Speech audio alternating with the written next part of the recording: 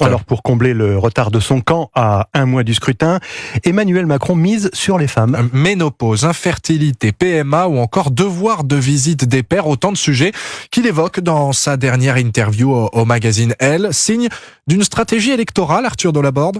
Reconquérir l'électorat féminin, une priorité pour Emmanuel Macron, au moment où les intentions de vote montrent que les femmes ont tendance à se détourner du camp présidentiel. Une note publiée fin mars par l'Institut Jean Jaurès a suscité l'inquiétude des stratèges de la majorité, en particulier ce chiffre. Sur 100 électeurs envisageant de passer d'Emmanuel Macron au socialiste Raphaël Glucksmann, 60 sont des femmes. Dans les colonnes de Elle, le chef de l'État profite donc du lectorat féminin du magazine pour passer à l'offensive. Le président réaffirme son opposition à la GPA, explique son idée du réarmement démographique, détaille son plan contre l'infertilité et se targue d'être intraitable sur les violences faites aux femmes. Il rétropédale aussi au sujet des accusations d'agression sexuelle pesant sur Gérard Depardieu, affirmant n'avoir jamais défendu un agresseur face à des victimes. Ce n'est certainement pas un hasard non plus si Elisabeth Borne, figure féminine de l'aile gauche de la Macronie, a été intégrée cette semaine à la liste pour les européennes. Arthur Delaborde pour Europe 1.